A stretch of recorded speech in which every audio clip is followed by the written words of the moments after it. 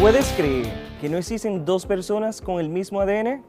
Nadie tiene una coincidencia del 100% de ADN con otra persona, incluso los gemelos, ya que el ADN va cambiando ciertas características con el crecimiento. Los gemelos tendrán una coincidencia casi exacta de ADN, pero no idéntica. Los genes son más complejos de lo que creías, ¿no? ¿Qué otras curiosidades sobre el mundo de la genética conoces? Hola queridos y queridas estudiantes, sean bienvenidos a su clase de Ciencias de la Naturaleza con su profesor Ediberto Cordero. ¿Recuerdas lo que aprendimos en la clase anterior? Pues pongamos a prueba nuestro conocimiento. A continuación te daré una serie de preguntas con sus respectivas respuestas, las cuales debes anotar en tu cuaderno de Ciencias Naturales. ¿Estás listo? Pues empecemos. Pregunta número 1. Cuando las células se unen formando una red multicelular, se llaman A. Órgano, B. Tejidos, C. Moléculas. Te repito nuevamente. Cuando las células se unen formando una red multicelular, se llaman A. Órgano, B. Tejidos, C. Moléculas. Si contestaste tejidos, muy bien. Un tejido se define como una agrupación de células que desarrollan una función específica. Ahora te pregunto, ¿cuántos tejidos básicos conforman todos los órganos de los seres humanos? A. 2 tejidos, B. 3 tejidos, C. 4 tejidos. Te repito nuevamente, ¿cuántos tejidos básicos conforman todos los órganos de los seres humanos? A. 2 tejidos, B. 3 tejidos, C. 4 tejidos. Y la respuesta correcta es 4 tejidos. Ya que hemos refrescado lo aprendido en la clase anterior, ¿te gustaría saber de qué hablaremos en la clase de hoy? Los humanos estamos formados de 4 tipos de tejidos básicos. Tejido epitelial lo podemos encontrar en la piel. Tejido conectivo lo podemos encontrar en los intestinos y el estómago. El tejido muscular está presente en el corazón y los músculos. Y el tejido nervioso lo podemos encontrar en los nervios y el cerebro. Los tejidos, al unirse, forman los 78 órganos de nuestro cuerpo. Ahora responde esta pregunta. ¿A través de qué proceso las células se nutren y eliminan sus desechos? A. Transporte celular, B. Transporte nuclear. Te repito nuevamente. ¿A través de qué proceso las células se nutren y eliminan sus desechos? A. Transporte celular, B. Transporte nuclear. Si tu respuesta fue transporte celular, lo estás haciendo muy bien. Este se realiza en las membranas celulares, que si recuerdan es la capa que cubre las células, las cuales son selectivamente permeables, o sea, son las que deciden qué sustancia entra y salen de la célula. ¿Te imaginas un policía de tránsito en una gran avenida? Que en nuestro caso sería la célula. Ese oficial que da paso a un lado y al otro sería nuestra membrana celular. Muy bien, ya que hemos refrescado lo aprendido en la clase anterior, ¿te gustaría saber de qué hablaremos en la clase de hoy? Pues hablaremos sobre la existencia de una gran diversidad de seres vivos y de la gran variedad entre los integrantes de un grupo, que son el resultado de la herencia biológica y los cambios ocurridos en ella.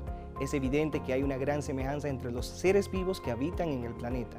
Primero, todos estamos hechos de células y tenemos necesidades vitales tales como nutrirnos, respirar, relacionarnos y reproducirnos. Sin embargo, hay marcadas diferencias entre todos los grupos de seres vivos y aún las hay entre los individuos que forman parte de un grupo específico o particular. ¿Pero te has preguntado alguna vez por qué te pareces más a tu papá que a tu mamá o viceversa? ¿Sabes por qué esto ocurre? Que nos parezcamos a nuestros padres se debe a la genética. La genética es la ciencia que estudia la herencia, es decir, cómo los hijos se parecen a sus padres, así como las enfermedades que pasan de una generación a la otra. Como ya saben, las células tienen la información necesaria para crecer, funcionar y reproducirse en el momento adecuado. A esta información se le conoce como información genética.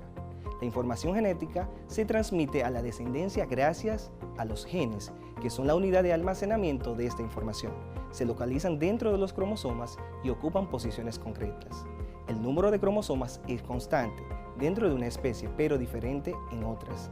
Toda la información genética está contenida en una molécula llamada ácido desoxirribonucleico o ADN. Repita conmigo, ácido desoxirribonucleico. No he dicho un trabalengua. Esto significa que su nombre viene de su estructura, una parte central de una molécula de azúcar llamada desoxirribosa y una de fosfato, a la que se enlazan unas moléculas llamadas bases.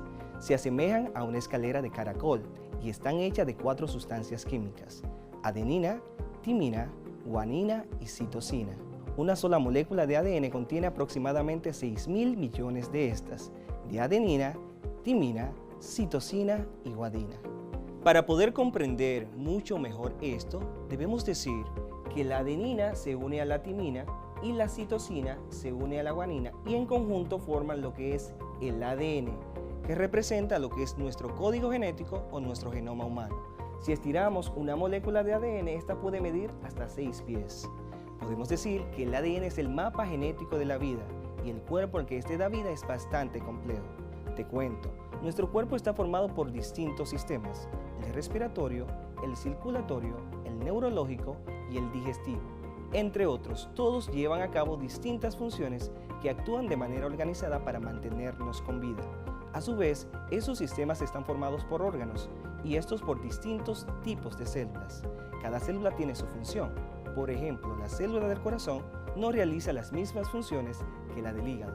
Si nuestro cuerpo es el fruto de la unión solo de 2 células, es decir, el espermatozoide del padre y el óvulo de la madre, ¿cómo es posible que tengamos tantos tipos de células diferentes que llevan a cabo distintas funciones? La respuesta vuelve a estar en el ADN. El genoma contiene la información necesaria para dar lugar a las células con funciones tan diferentes como las de una neurona o las células musculares. Incluso tiene la información que determina nuestro sexo. En la especie humana, el número de cromosomas es de 46. En cada célula tenemos 46 cromosomas, de los cuales 44 son autosómicos, es decir, cromosomas no sexuales, y solo 2 que sí lo son. El conjunto de los 46 cromosomas es lo que llamamos genoma humano. Los cromosomas sexuales son los cromosomas X y Y. Ellos determinan el sexo de la persona, es decir, masculino o femenino. Las mujeres tienen 2 cromosomas X, XX, siendo uno de los cromosomas X proveniente del padre y el otro cromosoma X proveniente de la madre. Los varones tienen un cromosoma X proveniente de su madre y un cromosoma Y proveniente de su padre. En conjunto forman XY. Las madres solamente pueden contribuir con un cromosoma X, ya sea a su hijo o a su hija. Es importante destacar que el sexo del niño lo determina el padre. Los cromosomas restantes, pares, del 1 al 22, se denominan cromosomas autosómicos y contienen el resto de su información genética, como por ejemplo el color de los ojos, de piel, la estatura, la forma de la cara, hasta los gestos y los gustos. Es increíble cómo el ser humano debe tener la cantidad exacta de cromosomas, porque si tiene menos o de más, presentaría enfermedades graves y ciertas condiciones, como por ejemplo, cuando tiene 47 cromosomas, el niño o la niña puede tener síndrome de Down, y si tiene menos, puede tener síndrome de Turner. Como ya hemos mencionado, la herencia es la transmisión de genes de una generación a la siguiente. Tú has heredado los genes de tus progenitores. La herencia te ayuda a ser la persona que eres, alto o bajo, rubio o moreno, de ojos azules o de ojos verdes. Pero, ¿quién descubrió cómo se transmiten estas características de generación en generación? Todo comenzó en 1856, cuando un maestro, científico y matemático austríaco llamado Gregorio Mendel comenzó un proyecto de investigación usando ratones, abejas y plantas, entre ellas los guisantes de jardín, para determinar los rasgos y características.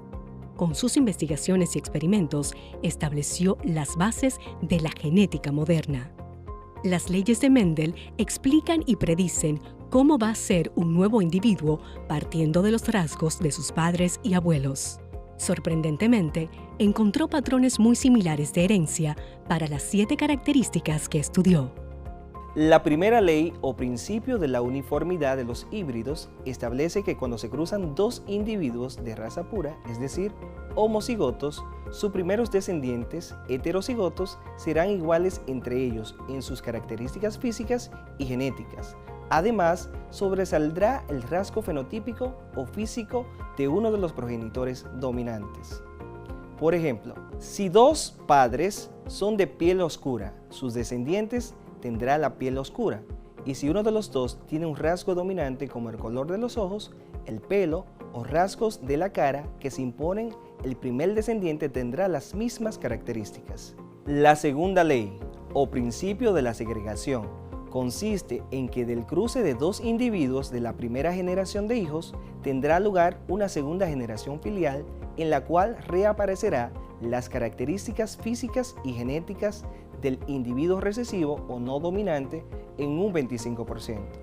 Es decir, uno de cada 4 hijos que tenga esa pareja pudiera heredar el rasgo del abuelo no dominante.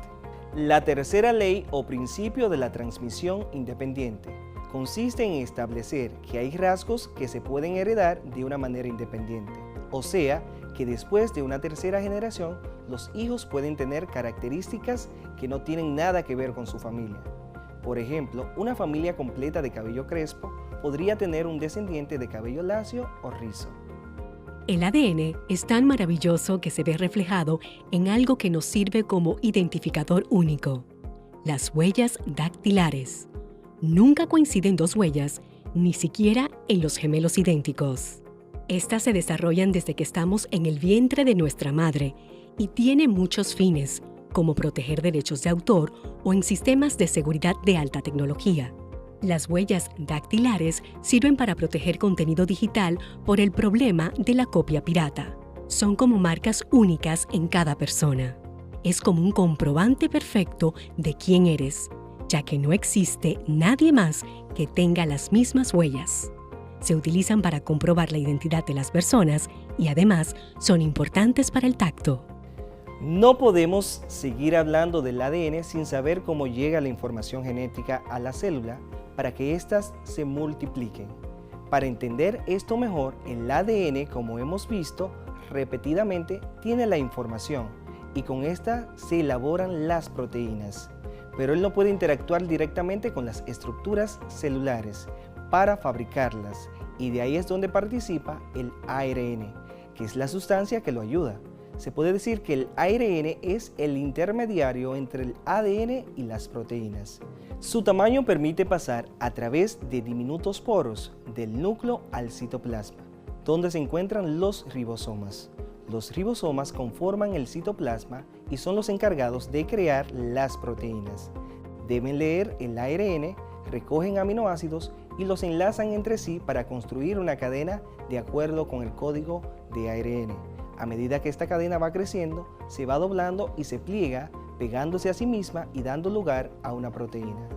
Y ya que sabemos qué es el ADN y el ARN, ¿sabías que hay virus específicamente de ADN y de ARN y los de este último son los más peligrosos y dañinos para el ser humano? Resulta inquietante que muchos de los virus más difíciles de controlar contengan genomas de ARN.